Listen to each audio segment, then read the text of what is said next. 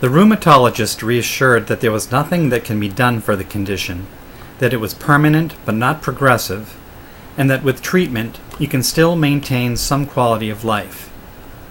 The chronic disease I had all these years he diagnosed as fibromyalgia.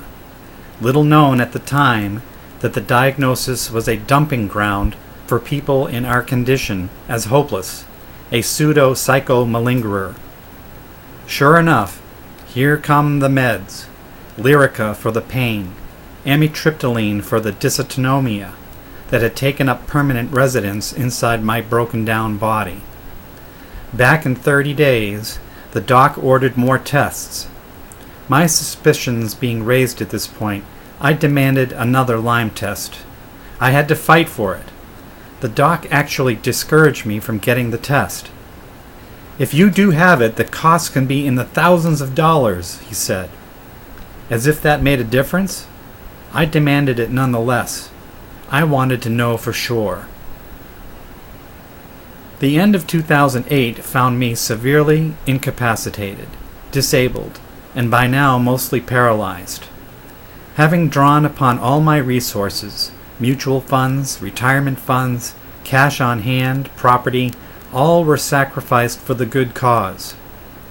At random times, my body would involuntarily shut down. My jaw would stop working after 3 bites. Feet felt like standing in a pail of ice water all the time. Brain zaps, jolts, jerks, tics, spasms, twitches. There seemed to be no end to the random stream of symptoms, and no pattern whatsoever. Most all the time now, I felt like I was being electrocuted, like my arms were stuck in light sockets. The pain, excruciating, and still I wondered, could this be Lyme? Socially, more and more withdrawn. Relationships disappeared, friends faded away, and I became more and more isolated. The ability to interact with other people and communicate effectively was all but gone except at a very basic level. The solitary confinement, I realized then, had been progressively getting worse for many years.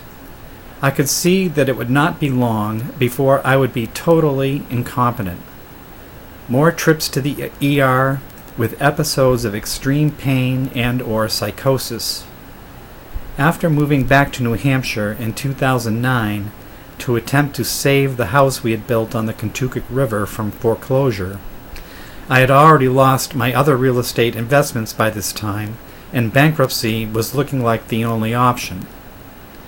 Having to retire from surveying, resources dwindled, food stamps denied, health care denied, I was living in a constant state of denial and fear.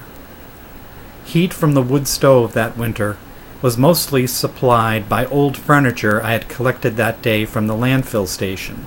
Whatever legs and arms I could get off of it with a sawzall were committed to the flames. After reaching for a stick on the floor, I was unable to get up, having to crawl across the floor and pull myself up on a chair. I felt like a 90-year-old man with AIDS. I held on for 17 months before selling out at cost. With everything now gone, the future looked dark. Definitely not the same person anymore. I was more like an empty shell.